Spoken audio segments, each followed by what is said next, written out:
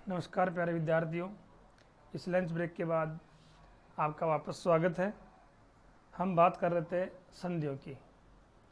संधि में हम पहली संधि स्वर संधि पढ़ रहे थे। स्वर संधि में हमने तीन संधियां हमने डिस्कस की थी। दीर्घ संधि,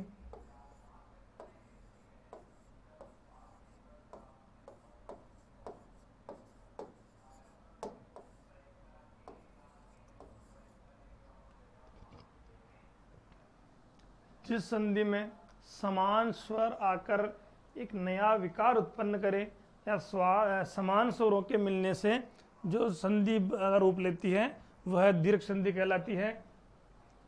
ए, आ, ई छोटी, ई बड़ी, ये सारी की सारी जो सारे के सारे स्वर है वो अपने वर्ग के बड़े स्वर में परिवर्तित हो जाते हैं। इसके बाद हमने दूसरा पढ़ा था गुण संधि। गुण संधि में ए और आ के बाद में छोटा ई, बड़ा ई, छोटा ऊ और बड़ा ऊ और री, ये शब्द आने के बाद छोटा ई और ई तो ए में, ओ और ऊ ओ में और री आधे र में परिवर्तित हो जाता है। तीसरा हमने पढ़ा था वर्दी संधि।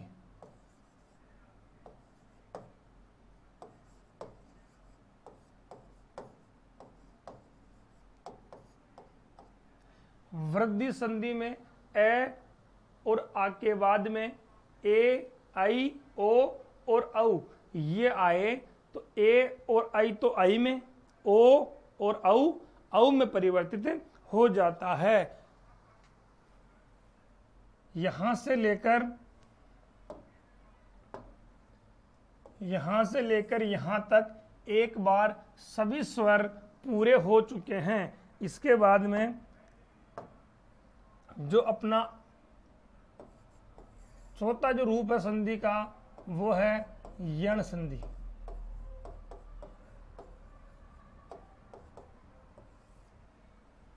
और मैंने आपको बताया था कि अगर गुण संधि आपने अच्छी तरह पढ़ ली है तो गुण संधि की ठीक विपरीत आपके यण संधि आती है। गुण संधि में ए और आ के बाद में ई, बड़ा ई, ऊ, बड़ा ऊ और री आएगा। इसमें यण संधि में ठीक गुण संधि के विपरीत स्वर आएंगे। इसमें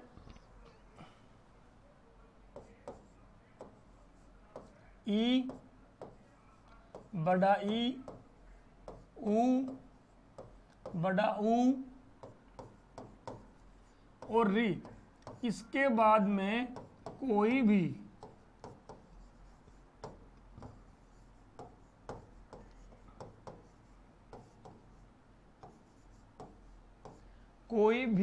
असमान स्वर आए, ई, बड़ा ई, ऊ, बड़ा ऊ और री, इन पांचों स्वरों के बाद में इनके अलावा कोई भी असमान स्वर, असमान ई के बाद में आ जाए, ऊ के बाद में आ जाए, तो इन स्वरों के ठीक बाद में कोई भी असमान स्वर आए तो ई आधा ये बनेगा, ऊ आधा व बनेगा और री है वो आधा र बन जाएगा। ई और ई ये बनेगा, ऊ और ऊ व बनेगा और री र बनेगा। प्लस इनके साथ में प्लस के बाद में जो असमान स्वर आएगा, जो मात्रा उसके लगी होगी वो मात्रा इन तीनों व्यंजनों के लग जाएगी। जैसे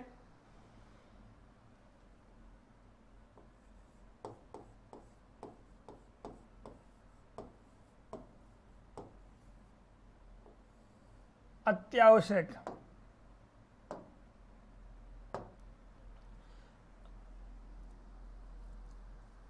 इसकी विशेषता क्या होगी, इसमें एक जो व्यंजन है वो अर्ध रूप में आएगा, आधे रूप में आएगा। जैसे गुण संधि की विशेषता थी ए और ओ की मात्रा उसमें आई थी, वृद्धि संधि में आई और औ की मात्रा आई थी, वैसे ही इसमें कोई पूरे शब्द में आधा अक्षर कोई भी आएगा और उसके साथ में यह, वह और आधा र आपको जरूर देखने को मिलेगा। उसके बाद अब यहाँ पे किसी भी संधि में, मैंने पहले कहा था किसी भी संधि के टुकड़े या किसी भी संधि में दो प्रकार की संधियां उसमें हो सकती है, लेकिन उसके जो गुण है वो आपको दो प्रकार की संधियों के दिखाई दे सकते हैं। लेकिन आपको यह देखना है कि संधि करने के बाद उनके जो टुकड़े हैं उनका अर्थ मूल रूप से मैच होना चाहिए, वह संधि उसमें आएगी। तो सबसे पहले देखो इसमें आ की मात्रा आई है और आ की मात्रा किस में आती है, दीर्घ स्वर में आती है। तो अगर आप यहां से इसके टुकड़े करोगे तो वो होगा अत्या प्लस आवश्यक, क्योंकि आ प्लस आ, अत्या प्लस आवश्यक ये उसमें जाएगा दीर्घ संधि में। लेकिन अत्या प्लस आवश्यक के सार्थक टुकड़े नहीं होंगे, उनके टुकड़े करने के बाद उनका अर्थ है वो ठीक नहीं रहेगा। इसलिए दूसरा जो आपका इसमें नियम है वो आप देखिए, मैंने भी आपको जस्ट बताया कि इसकी जो विशेषताओं में सबसे मेन होगा, इसमें कोई ना कोई व्यंजन आधे रूप में आएगा। यहां आधे रूप में कौन सा दिखाई दे रहा है आपको, आधा तय। तो आप आधा तय और आधा ये परिभाषा में ये आ गया, आप यहां से इसके टुकड़े कीजिए तो इसका संधि विच्छेद होगा अति प्लस आवश्यक, अति प्लस आवश्यक।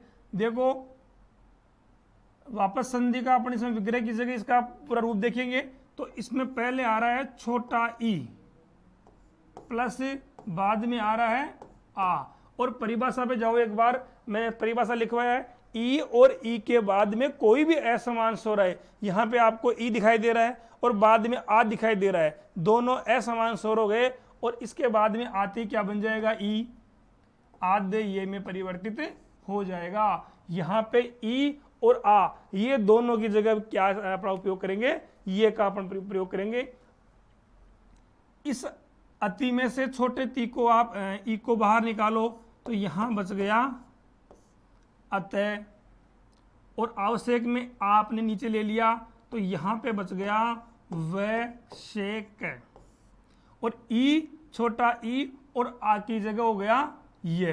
अब या के बाद मैंने कहा था कि जो बाद में असमान स्वर आएगा उसकी मात्रा आप इसमें लगाओगे, तो यहां पे असमान स्वर कौन सा आ रहा है, आ। आप यहां पे आ की मात्रा तो ये बन जाएगा या,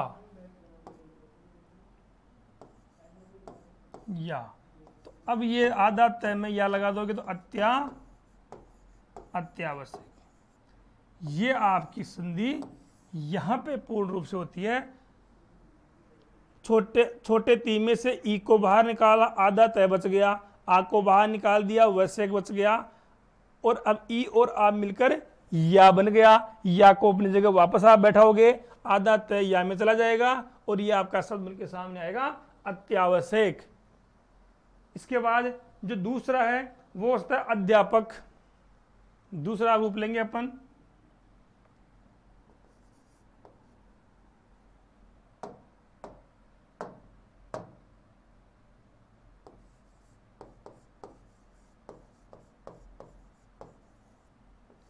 अध्यापक। अध्यापक का संधि विच्छेद क्या होगा, पहले देखो मैंने समझाया था आपको कि यहां पे ये भी आ रहा है और आधा व्यंजन भी आ रहा है, इसका मतलब ये जाएगा सीधा आपका यण संधि में। तो अधि प्लस आपक, अधि प्लस आपक।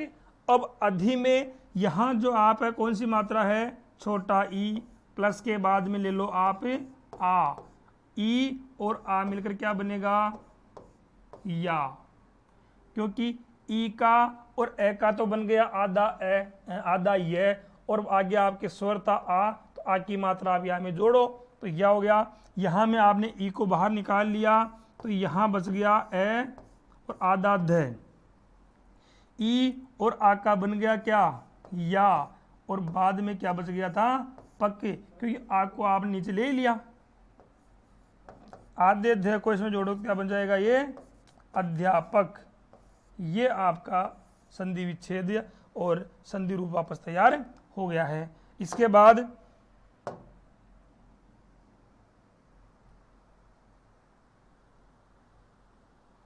अत्याचार, अति प्लस आचार, पर्यावरण, परि प्लस आवरण,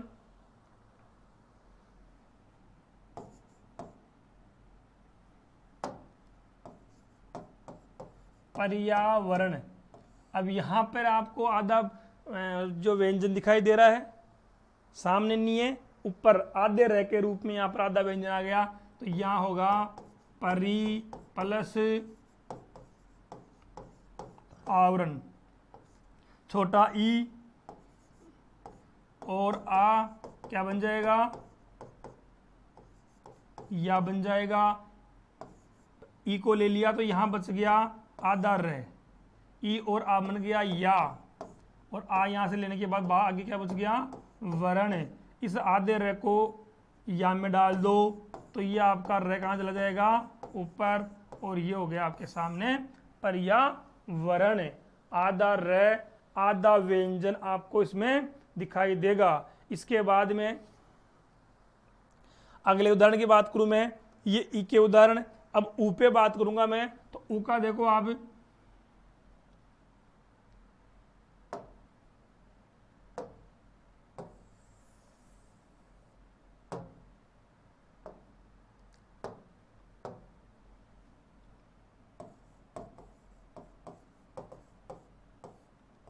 स्वस्ति। अब स्वस्ति में भी वही बात है, आधा व्यंजन और वह दिखाई दे रहा है, ये वह आधा रह, तो यहाँ ये नहीं है, यहाँ पर आधा वह है, तो हम यहाँ से अपन इसका जो है टुकड़े करेंगे। वह के बाद में क्या बन रहा है, अस्थि। अस्थि को आप यहाँ आगे ले लो, यहाँ धन लगा दो, और स्व। अब स्व प्लस अस्थि, इसके दो प्रकार से संधि विच्छेद किए जा सकते हैं, सु प्लस अस्थि और स्व प्लस अस्थि। लेकिन स्वस्ति का जो अर्थ निकलना चाहिए वो अपना अर्थ निकल रहा है सु प्लस अस्थि से। स्व, यहां पे आप स्व भी लगा सकते हो, लेकिन स्व लगाने के बाद इसका और इसका पूरा का पूरा अर्थ है वो अलग हो जाएगा। इसलिए यहां पर सु नहीं लगा के अपन स्व नहीं लगा के सु यहां पर लगाएंगे। सु प्लस अस्थि, सु का मतलब अच्छा, अस्थि का मतलब होना। अब इसका अपन देखो वापस संधि रूप तैयार करेंगे, तो ये तो आ गया उ, बड़ा उ आ गया, प्लस इसमें आ गया ए। उ और उ के बाद में असमान स्वर आता है, तो ये उ आपका बन जाएगा क्या, वह, आधा वह बन जाएगा, और मात्रा लगाऊंगा, जो आगे स्वर है ए की मात्रा में क्या हो जाएगा, ये पूरा हो जाएगा, ए की मात्रा में ये पूरा वह हो गया। इसके बाद सु में से उ मैंने हटा दिया, तो आपके पास क्या बच गया, आधा स बच गया। उ और ए क्या बन गए, वह बन गया, ठीक है। और अस्थि में से ए निकाल दिया तो स्ति बच गया, तो अब इस स को वह में डाल दो तो स्व, और स्ति आपका सामने है थाई। ये हो गया स्वस्ति। स्वस्ति का शुद्ध क्या होगा, सु प्लस अस्थि। सही है नहीं है उसमें आप उसके टुकड़े करके अगर आप देखोगे और मात्राओं के हिसाब से, स्वरों के हिसाब से उसको वापस अपनी जगह पर सेट करोगे, तब आपको मालूम चल जाएगा। इसी प्रकार होता है स्वागत,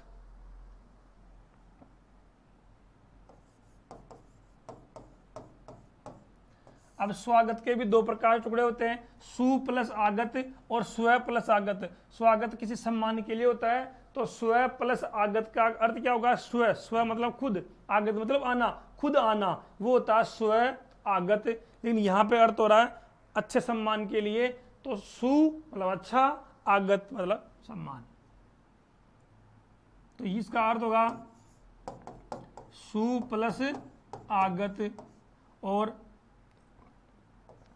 सु में से उ को बाहर निकालो, आ को बाहर निकालो, दोनों मिलकर क्या बन जाएगा,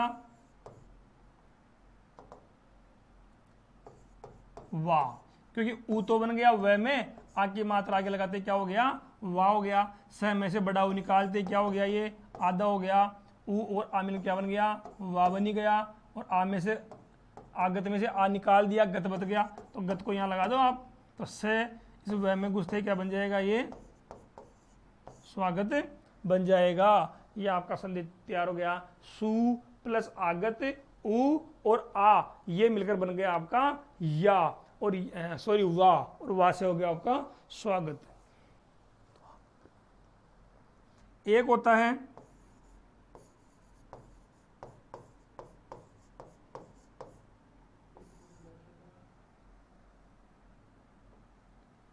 वैध्वागमन।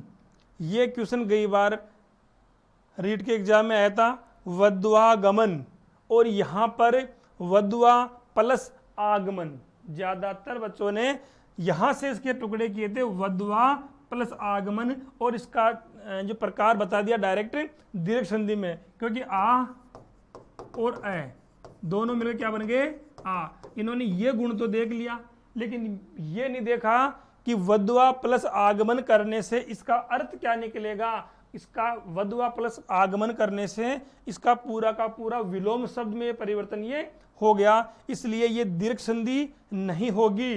इसके बाद में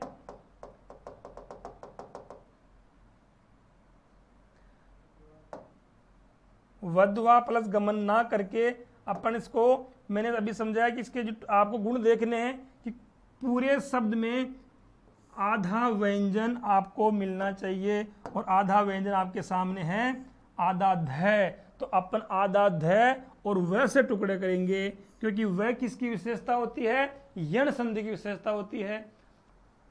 यहां से आप टुकड़े करो व के आगे से, तो व के आगे से आ गया आपका आगमन।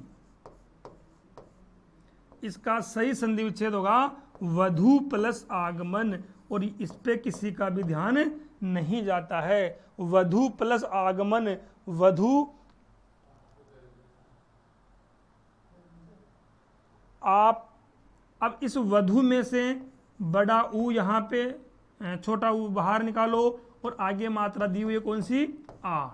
वधु में से ऊ निकाल लो बाहर, आगमन से आ निकाल लो, ऊ और आ। अब देखो आपकी परिभाषा में ये मैच हो रहा कि नहीं हो रहा है। ऊ और बड़े ऊ के बाद में असमान स्वर आए तो क्या हो जाएगा, ऊ बदल जाएगा व में, और व के आगे मात्रा लगी हुई है किसकी, आ की, तो ये हो जाएगा वाह। ऊ और आ ये मिलकर बन गया आपका वाह। अब आप एक बार वापस देख, इसमें से देखिए, वधु में से अपन ने यू छोटा ऊ बाहर निकाल लिया, तो ये बच गया वध, आधा ध हो जाएगा, ऊ और आ मिलकर क्या बन गया, पूरा वाह बन गया, और आगमन में से आ बाहर निकाल लिया, तो ये बन गया गमन।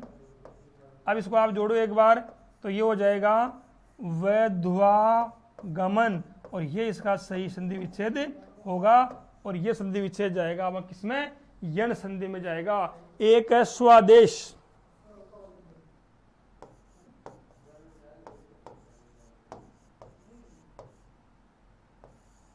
एक है स्वादेश।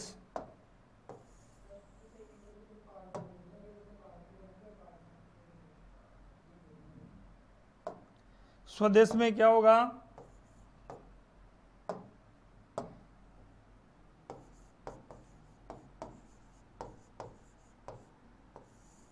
अब यहां पे आपको गौर करना है, स्वदेश है क्या स्वादेश है। अगर स्वदेश है तब होगा, स्व मतलब होगा अपना, देश का मतलब होगा वतन, स्व प्लस देश, स्वदेश, और वो संधि जाएगी आपकी सीधी किसमें, गुण संधि में, लेकिन यहाँ पे स्वा है, आ की मात्रा आ रही है। अब आ की मात्रा आने के बाद दिमाग में तुरंत आना चाहिए कि यहाँ दीर्घ संधि आएगी, क्योंकि आ की मात्रा होगी। लेकिन दीर्घ संधि के बाद में क्या बनेगा? स्व प्लस आदेश, जो उसका अर्थ क्या होगा? खुद का आदेश। और यहाँ पे इसका अर्थ बिल्कुल ही परिवर्तित हो गया। यहाँ पे स्वादेश का मतलब है अपनी माता जी का आदेश,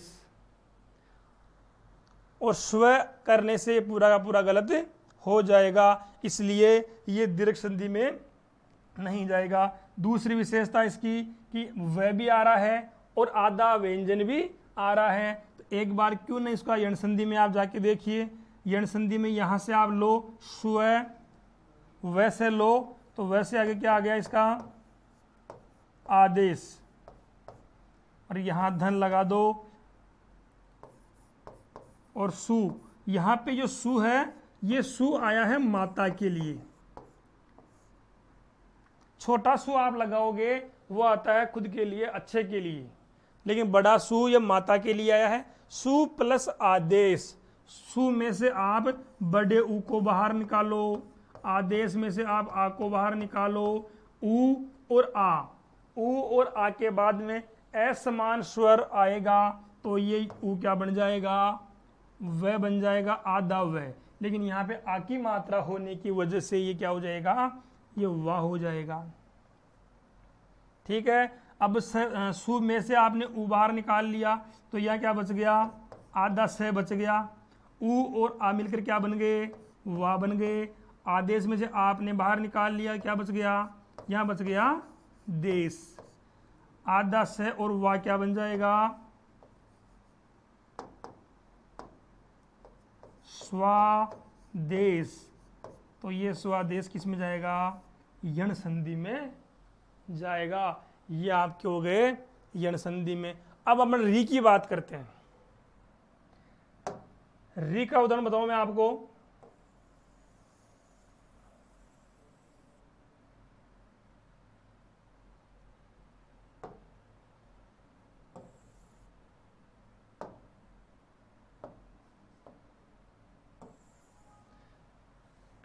री के बाद में कोई भी असमान स्वर आएगा तो वो आधा र बन जाएगा। जैसे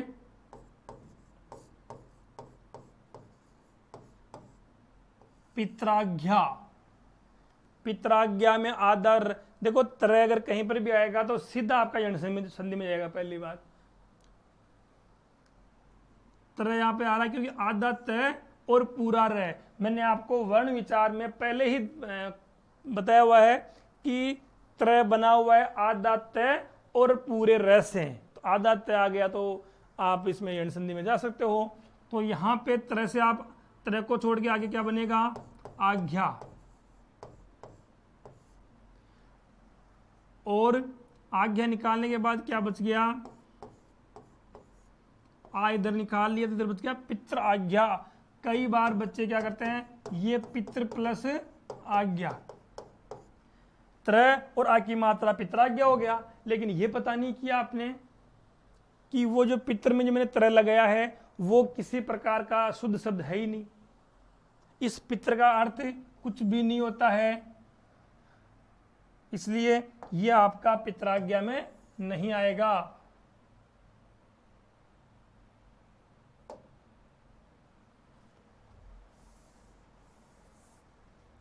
तो पितृ ये हो गया, छोट इसमें आ गया री।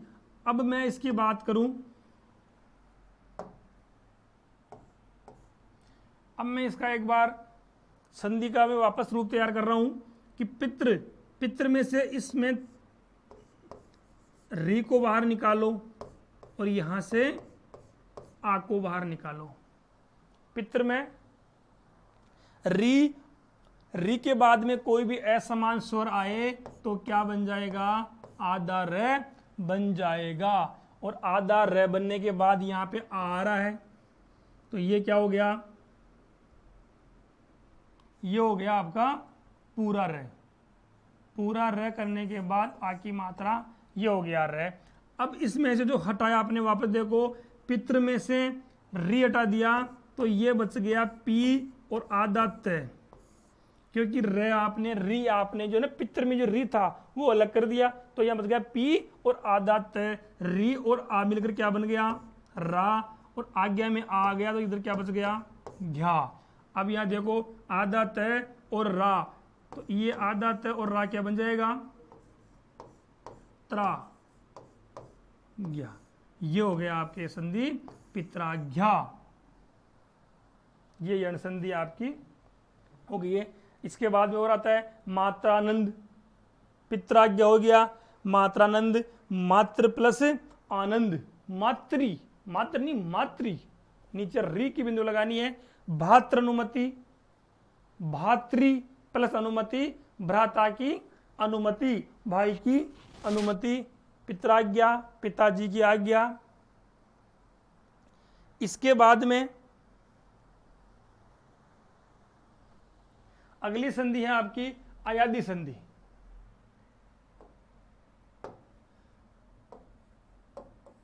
पांचवी संधि अयादी संधि। और मैंने आपको भी बताया कि गुण संधि आपको आती है तो यण संधि आपको आएगी। इसके बाद वृद्धि संधि अगर आपको आती है तो अयादी भी आएगी, क्योंकि वृद्धि संधि की ठीक उल्टी है अयादी संधि। वृद्धि संधि में आया था कि ए और आ के बाद में ए आई ओ औ आए, ए आई ओ और औ ये आए तो आपका ए और आई तो आई हो जाएगा, ओ और औ हो जाएगा वृद्धि संधि में। यहां पे ठीक विपरीत है, ये शब्द पहले आएंगे ए आई ओ और औ, इनके बाद में कोई भी असमान स्वर आए,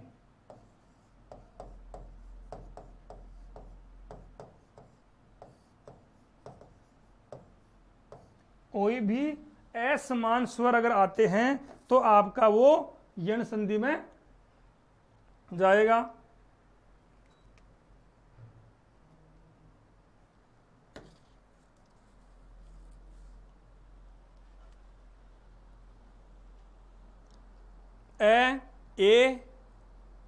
ए आई ओ औ, इनके बाद में असमान स्वर कोई से भी अगर आते हैं तो इनमें क्या परिवर्तन होगा,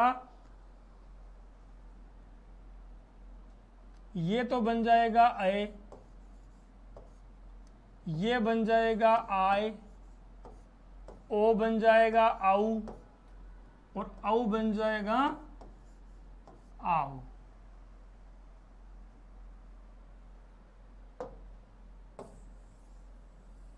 मैं आपको अलग से बताता हूं इसका। जैसे एक के बाद में असमान स्वर आए तो ये हो जाएगा आई, आई के बाद में असमान स्वर आएगा तो ये हो जाएगा आय,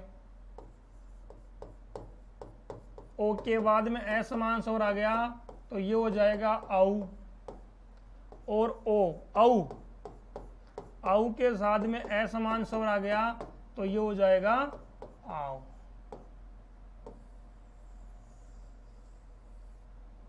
ए का आए, आई का आय, ओ का औ और औ का आव हो जाएगा। ये वृद्धि संधि की ठीक उल्टा इसका जो रूप है। अब देखिए पहला इसमें है, अपन बात करते हैं एक की। जैसे इसमें आएगा, अधिकतर आता रहता है नयन, नयन का संधि विच्छेद क्या होगा, तो ये इसमें आएगा, ये आ गया, ये से आप कीजिए, इसका आ जाएगा ने प्लस अन। नयन कई एग्जाम्स में आता रहता है, तो नयन का क्या होगा ने प्लस अन। अब कैसे हुआ ये संधि रूप, वापस में इसका संधि युक्त बना रहा हूं उसको, देखो ने ने में आया हुआ ए और बाद में आ गया ए के बाद में अगर कोई भी असमान स्वर आए तो क्या बनेगा? आए।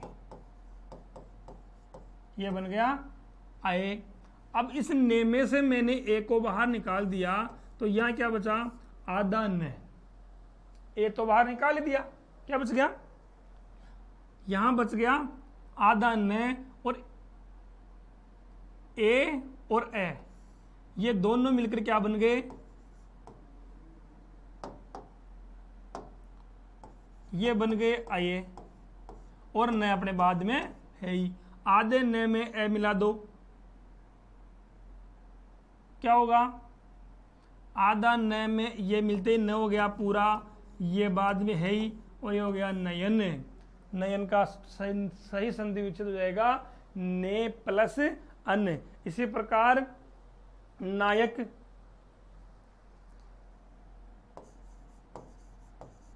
चयन, चे प्लस अन। अब चे में ए और ए ये दोनों मिलकर बन जाएंगे आए और आए से क्या बन गया? नयन। इसी प्रकार सयन, से प्लस अन ए और ए दोनों मिलकर क्या बन गया? आए और आए से बन गया सयन। तो ये आपका एक का हो गया। इसके बाद में नायक,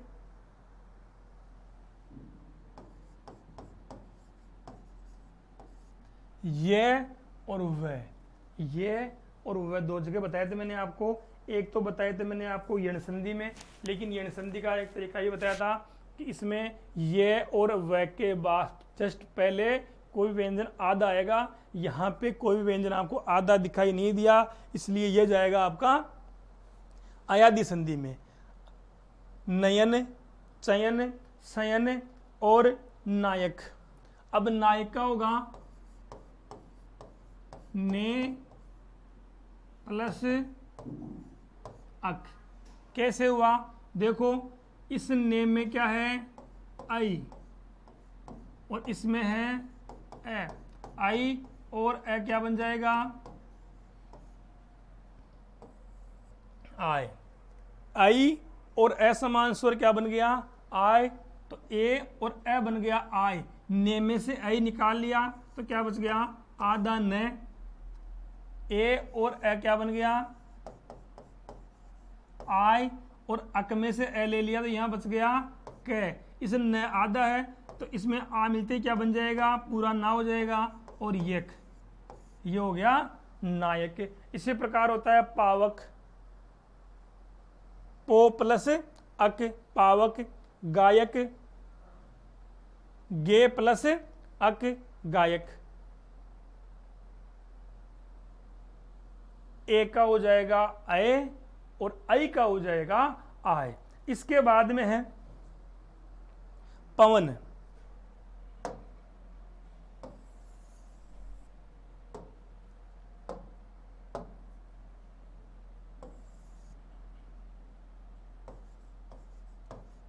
पवन की अपन बात करेंगे तो पवन का होगा पो प्लस अन।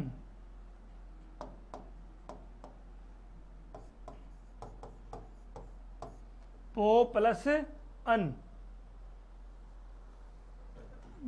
पो में से आप ओ को बाहर निकाल दो और अन में से ए को बाहर निकाल दो तो ओ और ए, ओ के बाद में ए समान स्वर आया तो ये ओ बदल जाएगा आउ में।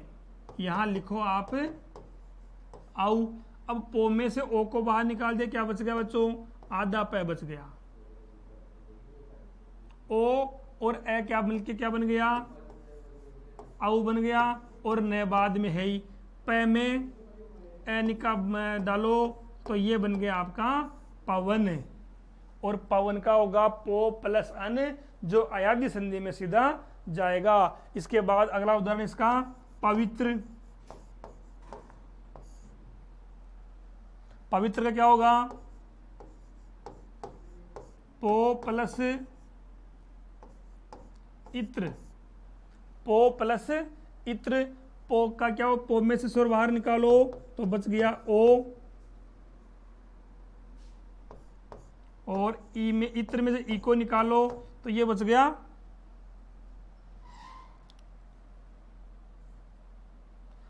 सॉरी, यहां पे जो ई है वो छोटा है, पो में से ओ को निकाल दिया तो यहां बच गया आधा पे,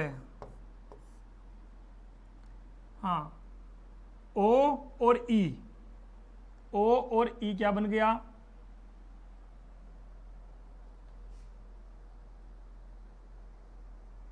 ओ आ गया, ओ के बाद में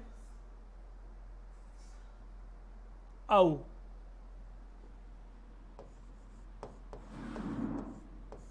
क्या बनेगा औ, लेकिन औ में या ई की मात्रा है, छोटा ई है, तो ये बनेगा अवी, क्योंकि यहां पे ए था तो अपने वही लगा दिया, लेकिन यहां पे ई आ गया तो ई जाएगा वह में, ये हो गया अवी, पो में से ओ बाहर निकाल दिया तो ये बच गया आधा पे, ओ और ई क्या हो गया, अवी हो गया, और तरह बाद में लगा हुआ है, पे को ए मिलाकर पे कर दो पूरा, और वी पूरा का पूरा है, तरह पूरा का है, ये हो गया आपका पवित्र। पवित्र जाएगा अयादि संधि में। पवित्र के साथ ही है प्रसव,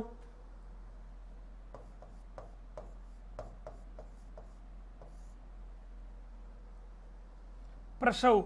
अब यहां पे आप देखिए प्रसव कैसे हुआ, प्रसव में ये या वह आ रहा है, तो यहां से आप ले लो, यहीं से आप टुकड़े कर दो तो वह में क्या जुड़ा हुआ है, ए,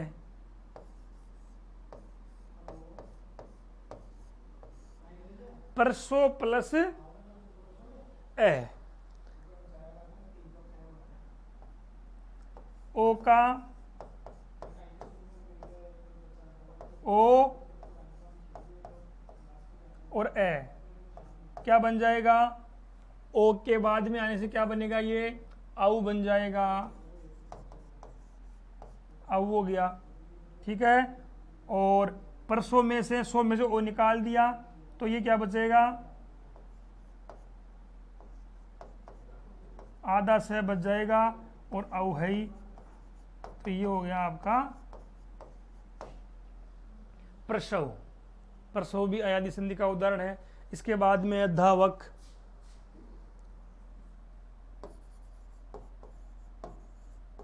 धावक देखो आप, धावक का होगा धो प्लस अक, धव, धावक, धो प्लस अक, धो में औ की मात्रा है तो औ की मात्रा बाहर निकाल दो, और अक में से ए को बाहर निकाल दो, औ के बाद में कोई भी असमान स्वर आता है तो क्या बनेगा, वो आव बनेगा, ये मैंने लिख दिया है आव। अब धो में से ओ को बाहर निकाल दिया तो ये क्या बच गया, आधा ध, और ओ और औ जो बाहर निकाले थे वो नया रूप धारण कर लिया उन्होंने, वो क्या बन गए, वो बन गए आव। अक में से ए को बाहर निकाल दिया, ये बच गया क। पूरा करो इसको, ध में आ मिला दो तो क्या बन जाएगा, धा, और वह पूरा है ही, और क पूरा है ही, क्या बन गया, धावक। और धावक का सही संधि विच्छेद होगा धौ प्लस अक, पावक, पावक का होगा पाऊ प्लस अक, पावन, पाऊ प्लस अन, पावन। तो ये आपके अयादि संधि के उदाहरण हो गए। ए, आई, ओ, औ, इनके बाद में असमान स्वर अगर आते हैं तो वो होंगे आपके, ए तो हो जाएगा ए में, आई हो जाएगा आव में, ओ हो जाएगा ए औ में, और औ हो जाएगा आव में। ये आपकी अयादि संधि पूरी हुई। संधि, स्वर संधि 5 प्रकार की बताई थी मैंने। पहली दीर्घ संधि, गुण संधि, वृद्धि संधि, यण संधि और अयादि संधि। अब यहां पर अब कुछ प्रश्नों की बात करते हैं। पहला प्रश्न है, संधि कितने प्रकार की होती है? संधि मूल रूप से 3 प्रकार की होती है, स्वर संधि, व्यंजन संधि और विसर्ग संधि। तो सब कितने प्रकार की हो गई? 3 प्रकार की, स्वर, व्यंजन और विसर्ग संधि, 3 प्रकार की संधि होती है। स्वर संधि कितने प्रकार की होती है? कई बार जल्दीबाजी में आप ढंग से पढ़ते नहीं हो और सीधा करते हो संधि कितने प्रकार की, 3 प्रकार की। यहां पे दिया हुआ है स्वर संधि कितने प्रकार की होती है। स्वर संधि होती है कितने प्रकार की? 5 प्रकार की होती है। वृद्धि संधि, गुण संधि, दीर्घ संधि, यण संधि और अयादि संधि। यह संधि हो गई आपकी 5 प्रकार की। अगला क्वेश्चन है, रामानुज का सही संधि विच्छेद क्या होगा? रामानुज, इसके सही टुकड़े करने हैं, टुकड़े करने के बाद भी उनके अर्थ वो के वो ही होने चाहिए। रामानुज का अथवा राम का अनुज मतलब छोटा भाई,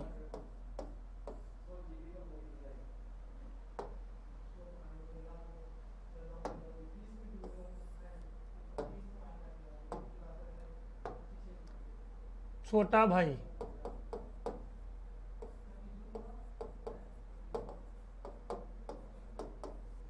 राम का अनुज, तो राम प्लस अनुज, ए और ए प्लस ए क्या बनेगा? आ। तो ये हो गया आपका रामानुज। राम प्लस नुज, इसका कोई अर्थ नहीं निकल रहा है। और यहाँ पे अगर आप स्वरों में जाओगे तो ए के बाद में क्या आ रहा है? उ।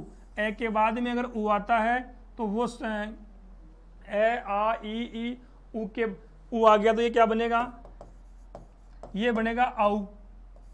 और आपके रामानुज में औ की मात्रा है ही नहीं। इसके बाद अगले पे आओ, रामा प्लस नुज। रामा में मात्रा कौन सी आ रही है? आ की। नुज में आ रही है ऊ की। आ के बाद में उ आता है तो क्या बनता है? ओ बनता है। और यहाँ पर भी रामानुज में ओ नहीं है, तो ये ऑप्शन भी नहीं आएगा। अब देखो, रामे प्लस अनुज, रामे में आ रहा ए और ए के बाद में आ रहा है ए आई। इनके बाद में अगर ए आता तो क्या बनता है? ये बनता है आए। और यह आए नाम आए भी आपको दिखाई नहीं दे रहा है, तो इसका सही संधि विच्छेद होगा राम प्लस अनुज, राम का छोटा भाई। अब है, पुस्तकालय में कौन सी संधि है? अब यहां पे आपको पहचान करनी है। आ की मात्रा आ रही है, सबसे पहला रूप देखना है आ की मात्रा। आ की मात्रा आने से वो कौन सी जाएगी? दीर्घ संधि में। करो टुकड़े, यहां से आ की मात्रा आ ले ये, और ये हो जाएगा पुस्तक प्लस आले। यहां से ले लो आप ए और यहां से ले लो आप आ। ए और आ क्या बन जाएगा? आ बन जाएगा। ठीक है। पुस्तक में क को बाहर निकलते क्या आधा हो गया? ए और आ क्या बन गया? पूरा आ हो गया। आ में से ले ही लिया, तो ये बच गया ले। क में आ मिला दो, तो ये शब्द बन गया आपका पुस्तकालय। तो पुस्तकालय का सही संधि विच्छेद होगा पुस्तक प्लस आलय। अगर समान स्वर ए और ए दोनों समान स्वर मिलते हैं तो वो संधि कौन सी होगी? उसे कहेंगे दीर्घ संधि। जहां पे समान स्वर आपस में मिलते हैं वो दीर्घ संधि होती है। तो पुस्तकालय किस में जाएगी? दीर्घ संधि में जाएगी। अगला है, देव्यागमन में संधि है। ये भी बहुत अच्छा शब्द है, देव्यागमन। इसमें भी आप कई गलतियां करते हो। देखो, आ की मात्रा, मैंने आपको कहा था कि कई शब्द ऐसे हैं जहां पर आपको संधि के 2 रूप देखने को मिलेंगे। आ गया, आते ही तुरंत दिमाग जाएगा दीर्घ संधि में। लेकिन दीर्घ संधि अगर आप मानते हो तो इसके यहां से आप टुकड़े करो आज से, तो क्या हो जाएगा? आगमन। और यह हो जाएगा देव्य। देव्य प्लस आगमन, सही है। लेकिन इन दोनों का अर्थ बिल्कुल परिवर्तित हो जाएगा। इन दोनों का जो अर्थ है वो अलग हो जाएगा, इसका होगा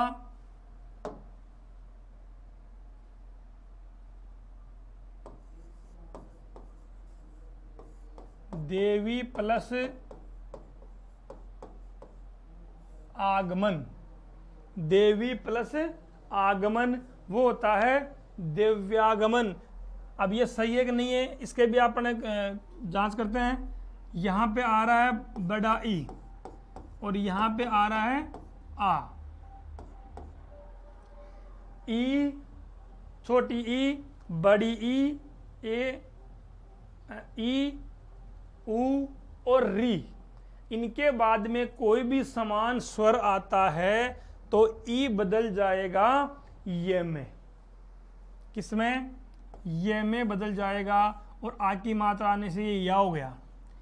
ई के बाद में आ आने से क्या बन गया बच्चों? या बन गया। अब देखो देवी में ई को अपने बाहर निकाल दिया तो ये बच गया देव जी, बच गए आधे।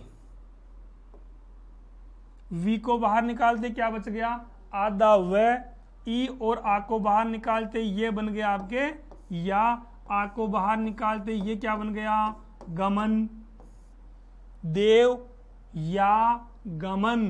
अब वह आधा है, आधा व्यंजन कभी भी अकेला नहीं लिखा जाता है, इसको किसी न किसी का सहारा चाहिए होता है। हमने इसको सहारा दे दिया किसका?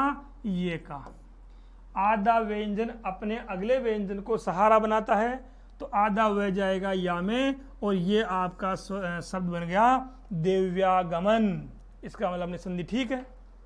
तो ई के बाद में असमान स्वर आए तो वह संधि कौन सी होगी? वह संधि होगी आपकी यण संधि। ई के बाद में असमान स्वर आए तो वो होगी यण संधि। अगले क्वेश्चन पे आओ। ज्ञानोपदेश। ज्ञानोपदेश बोलते ही तुरंत दिमाग से निकलता है ज्ञान प्लस उपदेश। ज्ञान प्लस उपदेश। लेकिन बच्चों यहां पे संधि विच्छेद नहीं करना है, यहां पे आपको संधि का नाम बताना है। ज्ञान प्लस उपदेश। अब यहां पे आप देखो कौन सा नियम काम कर रहा है, कौन सी संधि का नियम काम कर रहा है? ज्ञान प्लस उपदेश। ए के बाद में क्या आ रहा है? ऊ आ रहा है तो क्या बनेगा? ओ बन जाएगा क्या? ए के बाद में ई, बड़ा ई, ऊ और बड़ा ऊ आए। ए के बाद में छोटा ई, बड़ा ई, ऊ, बड़ा ऊ आए तो ई और ई तो हो जाएगा ए में और ऊ और बड़ा ऊ हो जाएगा ओ में। इस ज्ञान में से ए को बाहर निकाल दिया तो क्या बच गया? आधा ज्ञान ही बच गया भाई, आधा नहीं बच गया। ए और ऊ क्या बन गया? ओ बन गया और ऊ बाहर निकाल दिया तो क्या बच गया? पदेश। न को में मिला दो तो ज्ञानोपदेश। तो ज्ञानोपदेश किसका होगा? गुण संधि का। किसके उदाहरण है ये? गुण संधि का उदाहरण है कि ए और आ के बाद में ई ऊ आए तो ए और आई हो जाएगा। इसके बाद में आपको एक तरीका और बताया था कि अगर ए और आई बीच में ए और ओ ये दोनों अगर आ जाते हैं तो वे कौन संधि होगी?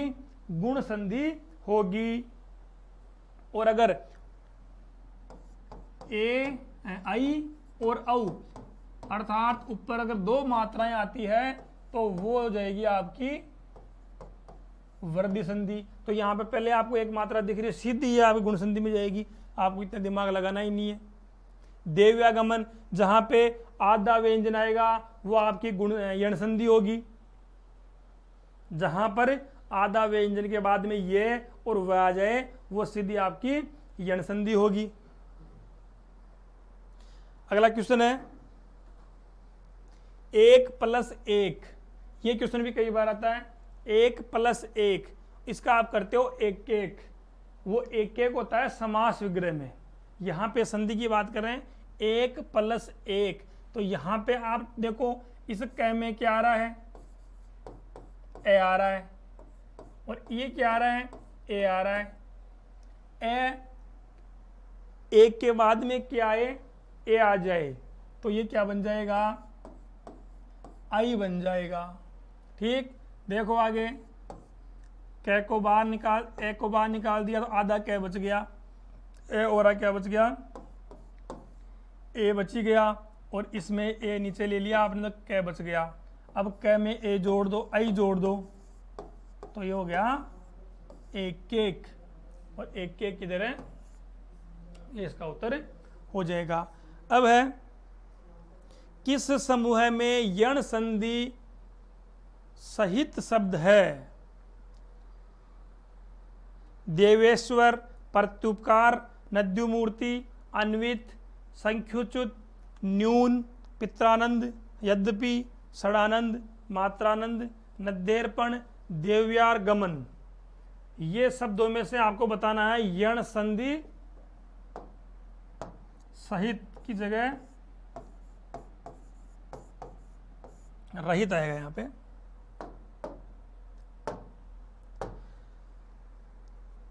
वो समूह बताना है जिसमें यण संधि नहीं हो, और यण संधि का मैंने भी बताया था आपको, यण संधि में एक व्यंजन आधे रूप में प्रयुक्त होगा। तो यहां पे देखो आधे रूप में आ रहा है, यहां पर प्रत्युत्तर आधे रूप में, यहां भी आधे रूप में आ रहा है, यहां पे आधे रूप में आ रहा है। आधे रूप में आने के बाद में क्या होता है इसकी विशेषता,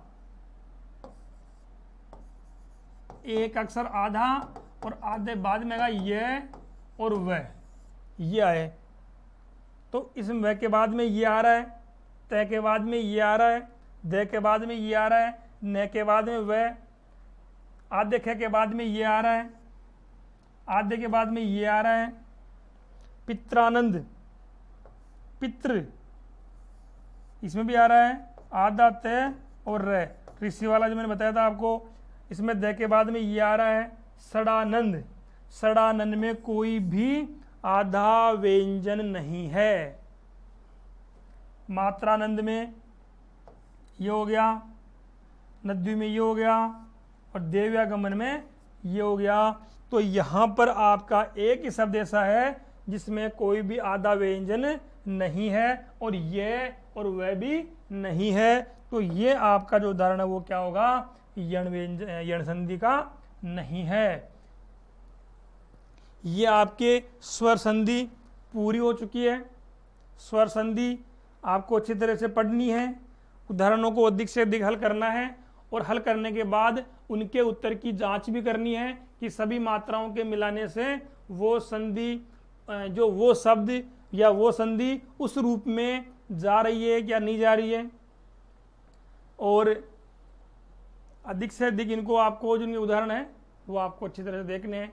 6 प्रकार की मैंने बताई है, दीर्घ संधि, गुण संधि, वृद्धि संधि, यण संधि और अयादि संधि। तो किसी प्रकार की इसमें कोई गलती हो तो कमेंट्स बॉक्स में ज़रूर लिखें।